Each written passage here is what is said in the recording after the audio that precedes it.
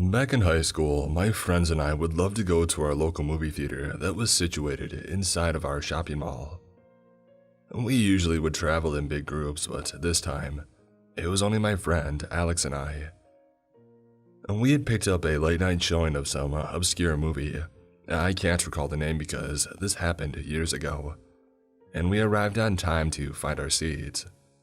Since the showing was late and the movie wasn't a box office hit, the theater was empty. We situated ourselves in the middle, where we could get a perfect view of the screen. Strangely enough, a couple that arrived late decided to sit in our row, with only 2 seats between us and them. My friend and I exchanged confused looks and then shrugged it off, figuring it was solely because we had prime viewing seats. As the theater got dark, things got a little weird. The woman of the pair kept looking over at us every few minutes. The first few times I figured she was just a nervous person and was adjusting to her surroundings. Yet maybe an hour into the movie, she had kept the pattern up. She wasn't even discreet with her staring because she would turn her head completely towards us, and I could see her entire face. I still see it in my head today. I nudged my friend and told him about the girl staring, and he whispered that he had noticed too. At this point, I was feeling very anxious and almost wanted to leave the movie early.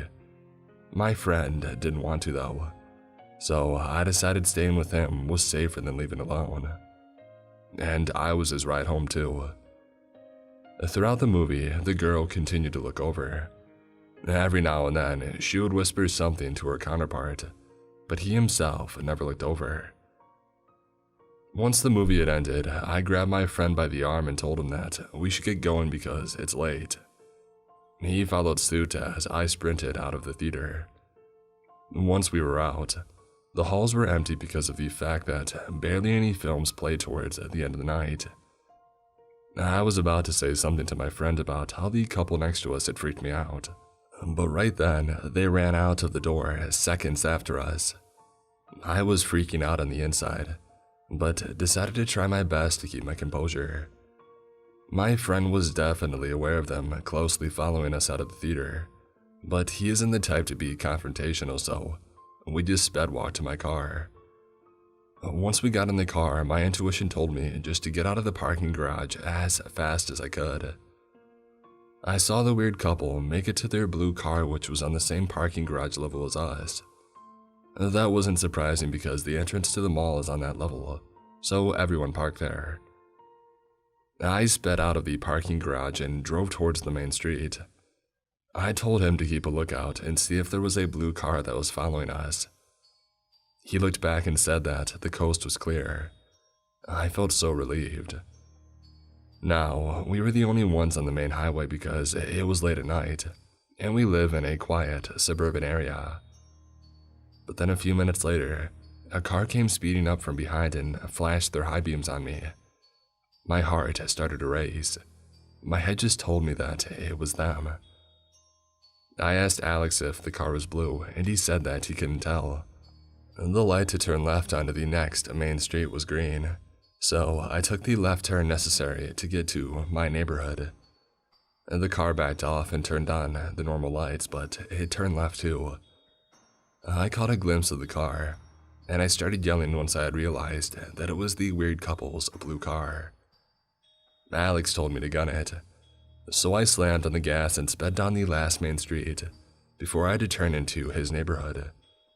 The blue car wasn't tailgating me, but it was clearly following not too far behind.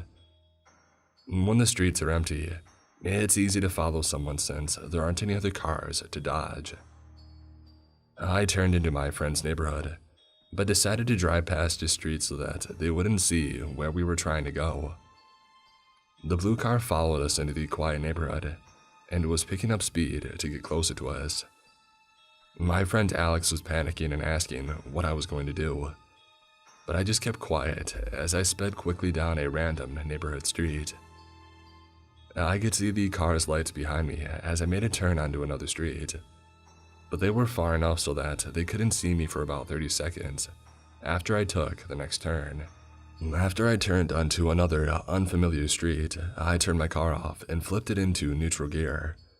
My car is a manual, so I'm very familiar with driving it, and I knew that I had enough momentum to roll into an empty parking spot, even though my car was turned off. I slipped into the spot on the curb and pushed the brakes to get to a stop before the blue car could clear the turn to get onto the street. I reclined my seat back completely and told Alex to lean all the way forward and to not move. And we sat there in silence and in the dark car, my ears ringing from how quiet it was. My heartbeat was fluttering faster than it ever had before. I think it was a mix of fear and adrenaline. Within a few seconds, the blue car had cleared the turn and started slowly driving down the street. It made its way past my car that was parked on the side of the street. Luckily for us, I drive a standard black Scion TC. There is nothing notable about the car. I haven't even changed the license plate frame. So they must have figured that the cars parked on the road belonged to the people that lived in the neighborhood. Alex and I literally stayed in our hiding positions for 10 minutes, just in case the weird couple decided to drive by again. Luckily, they never did. Once we got up, we just stared at each other and didn't know what to say. We were both freaked out and had no idea of what the couple had planned to do if they had caught up to us. To this day, I still don't know what their intentions were. Maybe they were just a couple of deviants who enjoy freaking out high school kids. Or maybe they even had more sinister plans for us. All I know is that I don't go to the movies late at night anymore, unless I'm with a big group of friends.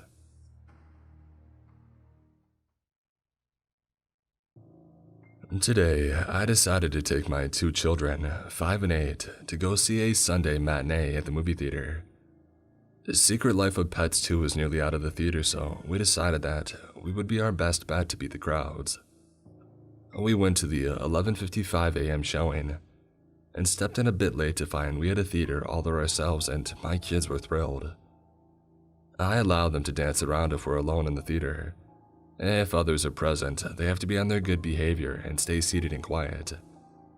Since the movie is older, it was in a room in the very back of the building, far away from anyone or other rooms. The previews were still rolling when a man, I would say in his late 50s, stepped into the room. He immediately started looking my way as he walked to the row behind me and proceeded to sit down directly behind me.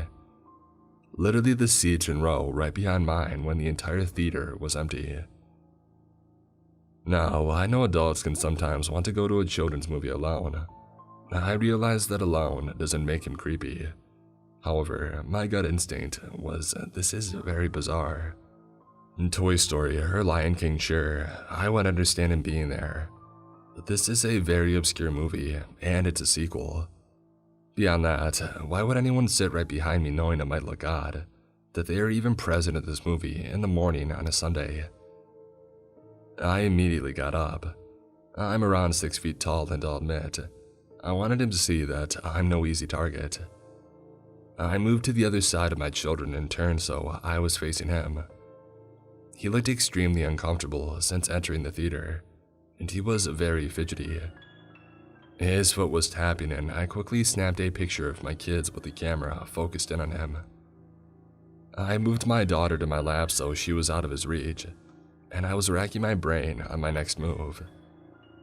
I was in the very back of this building, with the sound blasting, and I had 2 children with me, alone in a huge room with one door leading out with this stranger.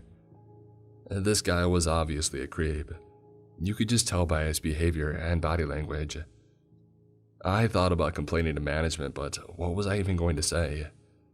I mean, technically, he has every other right to be there, so I just kept my eyes on him. The movie started, and he watched for a moment, glancing my way and at the screen repeatedly with his leg still bouncing nervously. I started to form an exit plan in my mind. A minute or two into the film, he got up and hurriedly raced towards the door. I waited a few, hoping that he wouldn't return, and he didn't. I'm sure that I was making it uncomfortable by turning all the way around and looking his way, but all I could think was, why would he be sitting directly behind me in this huge theater room? I wasn't even in the center of the theater, and my placement with the kids was very random and not an ideal spot to sit. He could have grabbed me from behind and ran with my kids. He could have been a weirdo who wanted to take care of himself while watching my children and I. He never returned, but I'll never forget how he looked.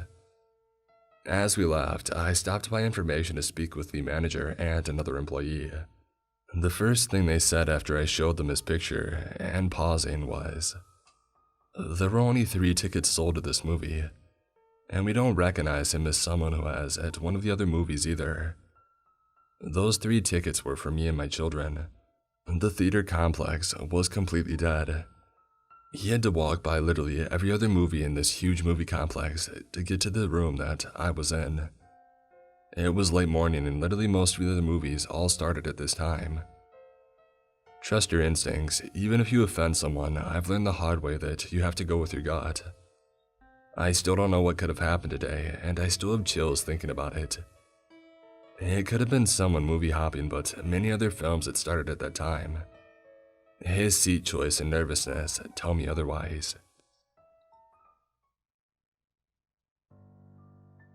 One of my best friends, Joe, we were both 16, worked at a movie theater in high school, and told me that they were doing interviews for the first 20 people that showed up that day at 2 p.m. Naturally, I ditched school and headed to the mall the theater was attached to, as I was eager to get my first job. As the second person in line, I quickly knew the job was as good as mine. The first person was wearing a tux, a full coat and tie, and most of the other people looked like they were just walking through the mall when they saw the posting. My ability to quickly get along with people means that interviews go really well for me. This interview was the first time I realized this ability. Little did I know there were hidden reasons behind this particular interview. As it turns out, the manager, Abby, around her mid-20s, that interviewed me was the best friend of Joe's sister. It was how Joe got the job. Once she asked me if I knew anybody that worked there, our conversation quickly turned to Joe and how awesome of a dude he is, which I wasn't lying about just to get the job. After a few minutes of this, the interview ended, and they told me that they would be in touch if I got the job. When I saw Joe later that day, he told me he was pretty sure that I had got it. And the next day, I was asked to come in and fill out my paperwork. Boom. Much to my dismay, I was hired with 5 other people who were all there filling out their paperwork. You mean to tell me that I'm not the best? I'm just in the rough top third. Whatever. At the end of our 90-day intro period, I'll be the only one remaining. A few days later was my first shift, and I was working with 2 other newbies, DeMarcus and Jane, plus somebody, Brian, who would have worked there for a couple of years. He was to train us as much as you can train somebody to tear tickets and sweep popcorn. DeMarcus and Brian were smart butts and talk constant crap like me, so I like them. Jane stays quiet and mumbles when talks. I'm indifferent to her. Over the next 90 days, DeMarcus and I become good buddies. Abby kind of looks out for me and gets me extra hours working on random projects. Jane comes out of her shell, which started on nice, but eventually turned sour. At the end of our 90 days, DeMarcus, Jane, and I were the only 3 kept from our hire group, and we were moved to work in concessions and the box office, while the new batch of people were hired for the theater cleaning. Jane and I were now working in closer quarters, which taught me 2 things. 1, Jane smells really bad all the time, and 2, she likes rubbing my arm. Indifference turns to constant annoyance of Jane's presence. Jane began making me uncomfortable constantly. I had spoken with another manager, Tara, about what was going on, and if she saw Jane and I working in the same area together, and our station didn't require us to be there that moment, she would ask for one of us to go do another task which would separate us for a short period. Well, one day, while exiting the break room, down a set of stairs with a 90-degree turn with landing, Jane was coming up to start her break. She cornered me on the landing, hugs me, stinking up my work clothes, and prevents me from continuing down the stairs. I told her to leave me alone and pushed past her. Abby was just outside of the door at the bottom of the stairs, so I told her what had happened. Now, if this story was a train, right now would be the point that the train pops off the tracks, shoots 10 feet over, and lands on another set of tracks heading for a dark tunnel. Abby's solution was to force Jane and I to work in these same areas more often, assigning us to registers right next to each other, and basically the exact opposite of what Tara did. Abby is now on my crap list. Around this time, someone who used to work at the theater came back. His name is Jim. Jim and I are both tall and skinny with dark hair, and people often comment that we look like brothers. Fun fact, Jim used to date Abby, but Jim now hates her but was in desperate need of a job, and he was friends with the general manager who had rehired him. Abby began ramping up the creep factor. With Jim around, it became apparent that she was not over him, and her solution was to show me more attention, with or without him around. It made me a little uncomfortable, but nowhere near as bad as how Jane made me feel, who had now completely stopped her creep behavior. Abby tells me a plan that she is to take Joe to Disneyland for his birthday, and she wanted me to go. She wants to surprise him, so her plan was to go 5 months before his actual birthday. Pretty sure that he wasn't expecting it. The day of, it is me, Joe, Joe's sister, and Abby. Joe chokes on some cotton candy, don't ask how, and being the good friend that I am, I laughed uncontrollably and told him it would have been ridiculous to die at the happiest place on earth from cotton candy. He agrees, and I digress. Things were going well until Abby tells me the real reason that she had hired me. I reminded her of Jim. It had nothing to do with my interview or how well she thought I could do. I was her eye candy. I said something along the lines of, well, glad I was actually good enough to keep around. And then I started to speed up a bit to catch up to Joe. Abby then says, hey, guess what? Nobody else from work is here. And then she reaches out and grabs my butt. Screaming, what the heck? I ran to catch up to Joe. The rest of the day she keeps trying to do this, and when that wasn't an option because I was sitting down eating, the next logical step was to lick the side of my face, jaw to temple. I made it quite clear that that was unacceptable with an eloquently worded, what the heck is wrong with you? Why would you do that? Since it was quite clear I was no longer having fun and the day was winding down anyhow, Joe stated he wanted to go home. It was a quiet 2.5 hours home. The following day, I was scheduled to work late evening and was told I would be tasked with touch-up painting all around the theater. Little did I know, Abby would be working the same hours. I wasn't thrilled to be working with her, and less happy that she decided to follow me around the entire night. She never once touched me, or made any sexually inappropriate comments, which I attributed to us being at work. However, what she did do for 7 hours was talk crap about every person that we worked with, the dirt that she had on them, and who she loved to screw. And this shift was the straw that broke the camel's back. When I got home at 3 a.m., I wrote a 5-page letter to the general manager explaining everything that happened with her. I explained that I didn't say anything at first because the most inappropriate stuff happened on personal time. But once I thought about it, there was so much wrongdoing from her that I needed to say something. The reason I put it in a letter was to make sure that I could get all of the details.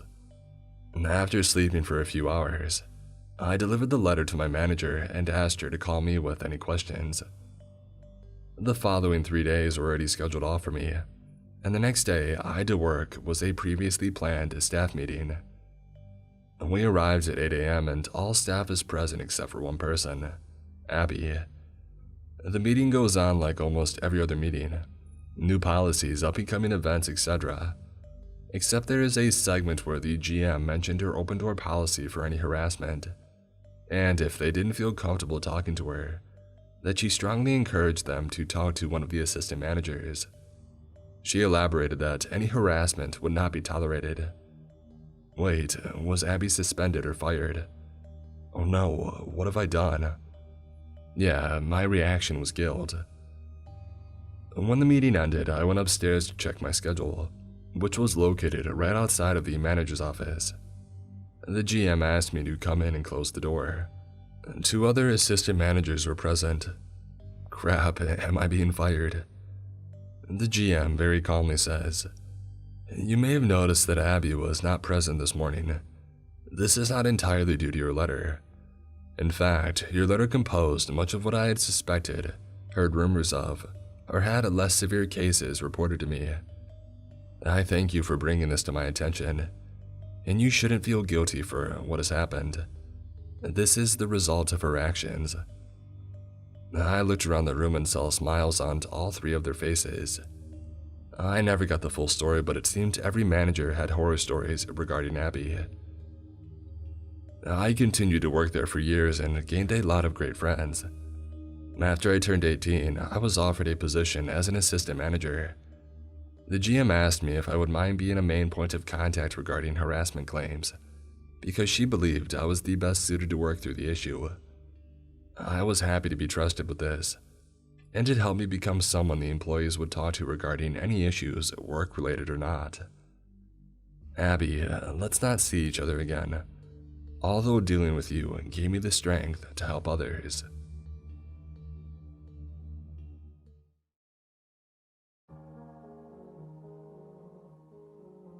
This experience was legitimately one of the most terrifying things that's happened to me walking my dog, and he's done some weird stuff.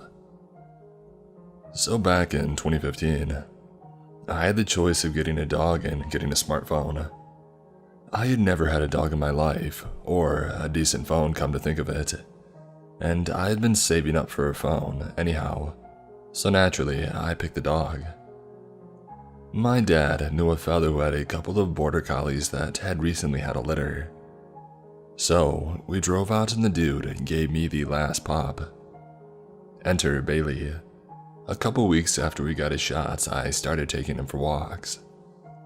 My parents figured I was going to be hanging out at the local park with my new pup, so I could get him socialized, but no. I chose to take him around the perimeter of a nearby farm to keep the farm dog in him. I had been sneaking out to this farm for years. The farmer was an old family friend, and my uncles had grown up working for him, so I knew if I was ever caught, I could just drop their name. On either side of the farm, there was some thick woodland, which no one had ever given me a reason to be wary of, and they probably should have. So, it's a sunny afternoon.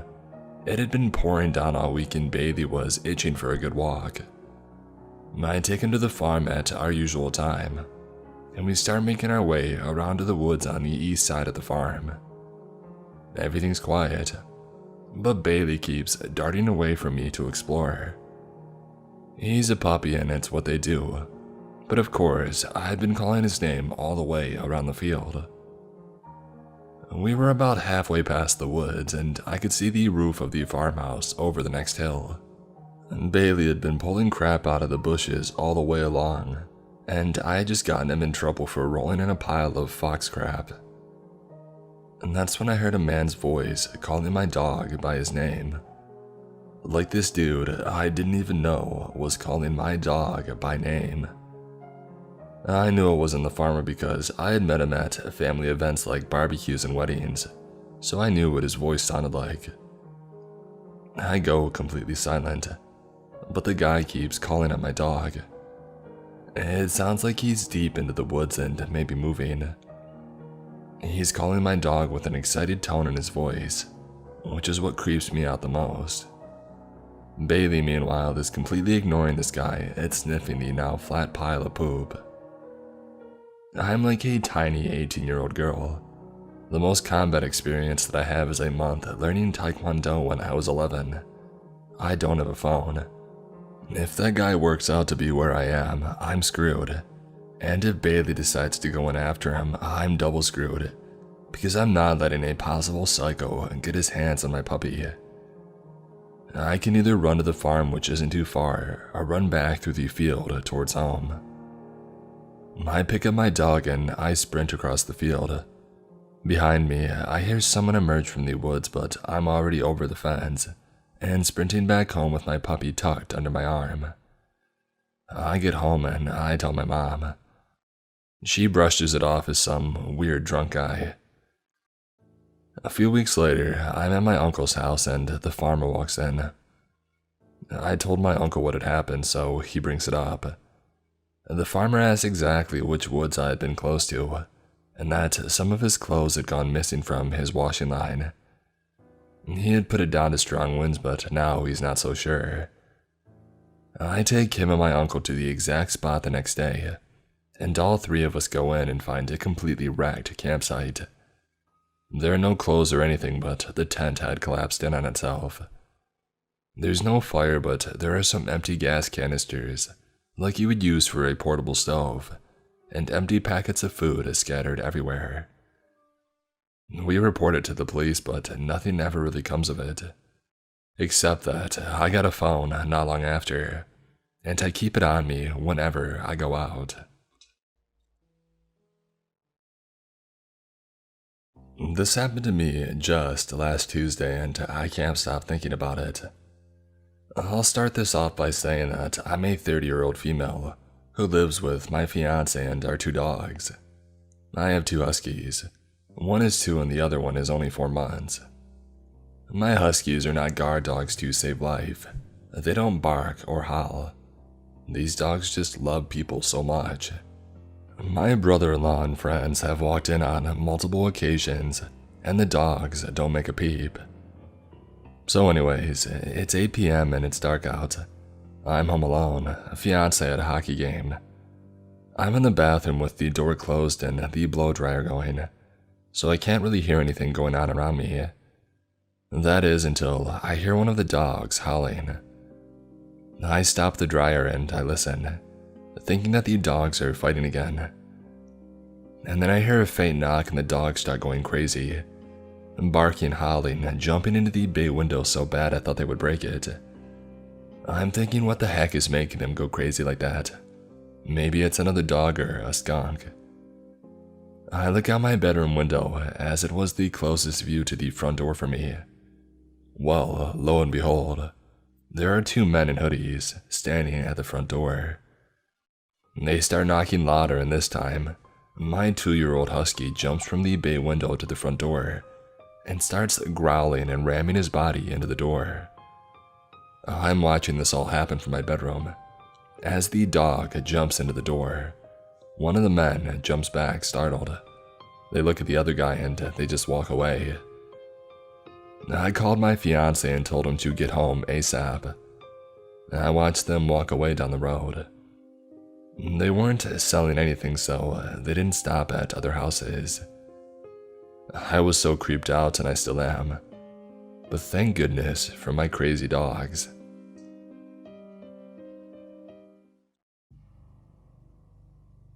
Okay, before I get into the story, there are a few things I need to explain about my country, South Africa, for you to fully understand the story.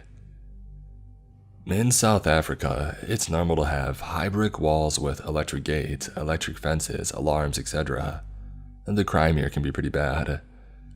It's also pretty normal to have big gardens. My family and I are big animal lovers, so at the time, we had 6 dogs, 2 Shar-Peis, 2 German short-haired pointers, and 2 dachshunds. With that being said, our dogs roam freely in and out of the garden, as it's obviously enclosed. We usually leave the veranda door open during the day for them to do their thing. Another thing about South Africa, it's normal to have a live-in domestic worker, a maid, or a gardener. Like the average family usually employs them.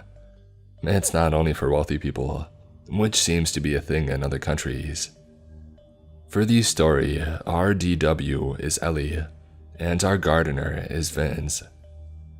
So, this happened in 2007 and I was 9 years old. My older brother was 10, and I had just gotten our first cell phones that day. My dad surprised us after work. You may think it's a bit young, but it was used for emergencies or to communicate with our parents. Anyways, it's an important piece of info for the story. We don't usually leave our veranda door open at night due to security reasons, but I remember it being a hot summer night that night. So of course, this night of all nights, the veranda door was wide open, and the dogs were doing their thing in the garden. My brother and I were in my parents' room setting up our new cell phones, all excited. Nellie's daughter, Anne, who's like an older sister to us, she was 18, was helping my brother and I. My dad was somewhere in the house and my mom was in the bath. I specifically remember Anne having a comment about how the dogs were not shut up and how annoying it was. And that's when I noticed it too. Sure, they would bark, but it was usually the dachshunds that yapped when the bigger dogs just chilled. Plus, it would only happen for a few minutes and then they would get over it. But something was different that night, as even the bigger dogs were barking nonstop. My dad appeared in his room and mentioned to us that he had noticed the dog's incessant barking, and he was going to go check if everything was okay. No alarm bells went off on my head, and I don't believe my dad thought anything was amiss either, because my brother had asked to investigate with him, and my dad agreed. I was obviously too engrossed in my new Sony Ericsson. My dad ventured out to our garden with my brother in tow, when my dad had noticed that the dogs were all grouped, growling and going nuts at the dark corner behind our in-the-ground swimming pool. The best way to describe it is our garden beyond our pool hits like a slight decline, so we have a few steps leading down the hill to the bottom end of our garden. We usually have a lamp that lights it up, but my dad had noticed how that lamp seemed to be off, which confused him because he could have sworn it worked the other night. Either way, my dad said he got his gut-wrenching feeling because of this and because of how out of character the dogs were acting.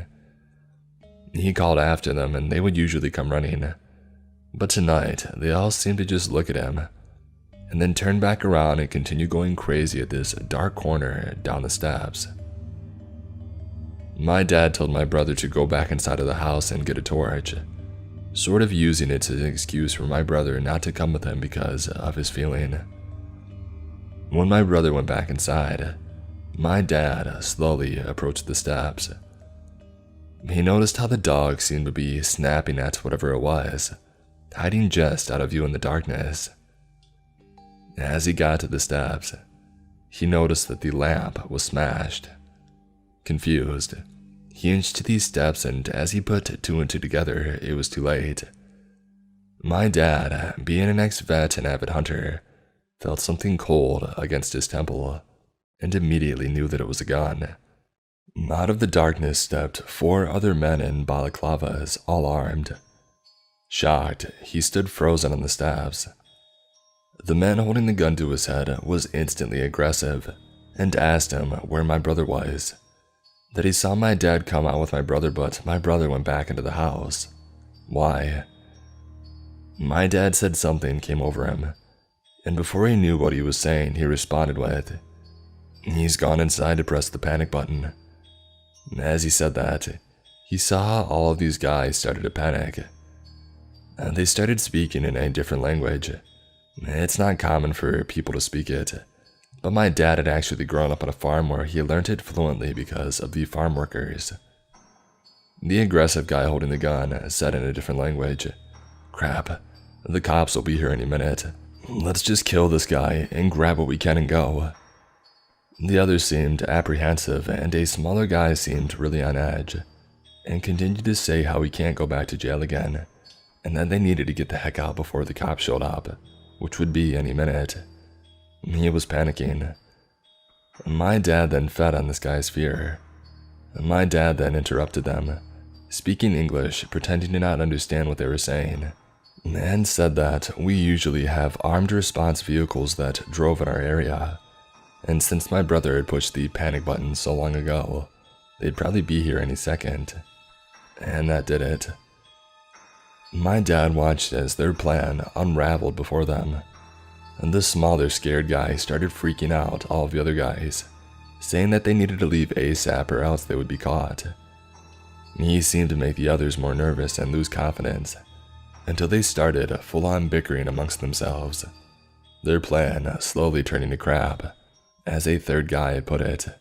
The aggressive one, pointing the gun at my dad's head, slowly lowered it as they had started fighting, losing focus on my dad and shifting his focus onto his crew. My dad then used this as an opportunity to slowly back up the steps and turn to dart to the house. As luck would have it, as my dad ran into the veranda door, my oblivious brother was heading out with a torch.